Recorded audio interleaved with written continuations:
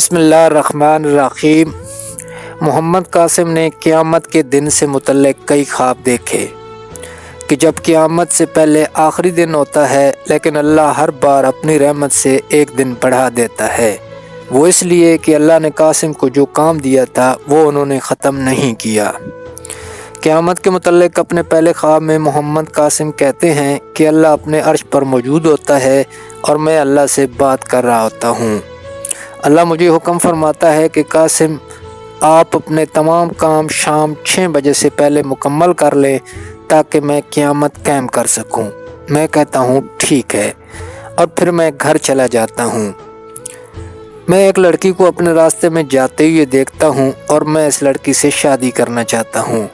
میں اس لڑکی کے پیچھے چل پڑتا ہوں اور یہ بات بالکل ہی بھول جاتا ہوں کہ اللہ نے شام 6 بجے قیامت قائم کرنی ہے۔ لڑکی تیز رفتاری کے ساتھ چل رہی ہوتی ہے اور میں اس کے ساتھ ساتھ نہیں چل سکتا۔ بہت ساری رکاوٹیں ہوتی ہیں اور ہجوم کی وجہ سے میری رفتار تیز نہیں ہو پاتی۔ بالآخر وہ میری نظروں سے اوجھل ہو جاتی ہے، لیکن پھر بھی میں اس کی تلاش جاری رکھتا ہوں۔ جب مجھے یقین ہو جاتا ہے کہ میں نے اسے کھو دیا ہے، تب میں اپنی گھڑی کو دیکھتا ہوں تو شام 8 بجے کا وقت ہوتا ہے۔ میں بہت حیران ہو جاتا ہوں اور گھبرا جاتا ہوں۔ میں سر پکڑ کر بیٹھ جاتا ہوں اور سوچتا ہوں کہ یہ مجھے کیا ہو گیا ہے۔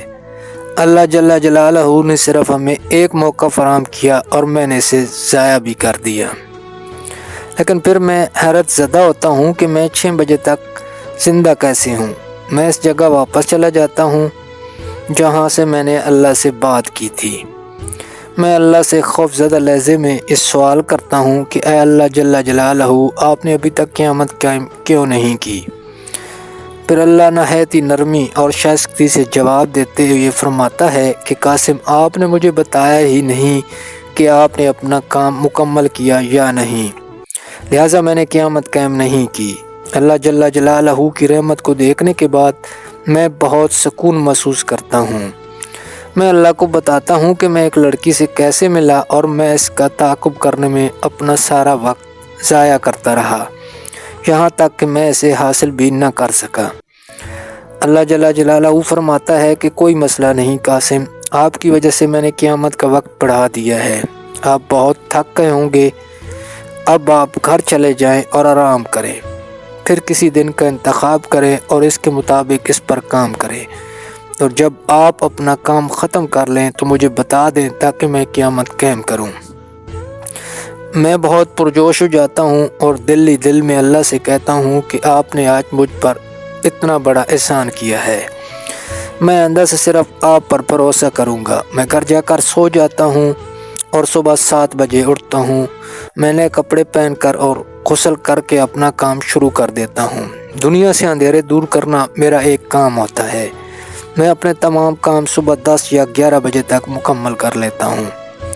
شام 5 بجے میں اپنے آپ سے کہتا ہوں کہ میں اللہ کو اپنے کام کی تکمیل کے بارے میں بتاؤں گا، کیونکہ ابھی سب کچھ پرامن ہوتا ہے اور تمام لوگ لطف اندوز ہو رہے ہوتے ہیں اور ہم اللہ کی رحمت سے خوب کھاتے پیتے ہیں۔ جب شام 5 بج جاتے ہیں تو میں اس جگہ جاتا ہوں جہاں میں اللہ سے بات کرتا ہوں۔ میں اس سے کہتا ہوں کہ آپ نے جو کام مجھے دیا تھا وہ میں نے آپ کی مدد سے مکمل کر لیا ہے۔ پھر اللہ جل جلالہ فرماتا ہے ٹھیک ہے قاسم، اب میں قیامت قائم کر دوں گا۔ پھر میں اللہ سے پوچھتا ہوں آپ نے کل میری وجہ سے قیامت قائم نہیں کی، تو کیا اس کا مطلب یہ ہے کہ آپ نے لوگوں کی عمر بڑھا دی ہے؟ اللہ پاک فرماتے ہیں کہ میں نے نہ صرف ان کی عمر میں اضافہ کیا بلکہ میں نے ان کا رزق بھی بڑھا دیا۔ محمد قاسم بیان کرتے ہیں کہ میری اصلی زندگی میں بھی یہی ہوا۔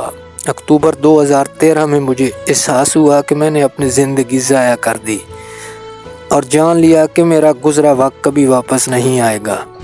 تب اللہ پاک نے 3 دسمبر 2013 کو مجھے ایک خواب میں بتایا کہ قاسم، آپ کے لیے میرے کچھ خاص منصوبے ہیں، ابھی آپ کچھ آرام کریں اور اس کے بعد میں آپ کو بتاؤں گا کہ آگے آپ کو کیا کرنا ہے۔ پھر اپریل 2014 میں ایک خواب میں اللہ پاک نے مجھے پہلی بار بتایا کہ قاسم، اپنے خواب ساری دنیا سے بیان کرو، میں چاہتا ہوں کہ ہر ایک کو معلوم ہو جائے کہ آپ کون ہیں۔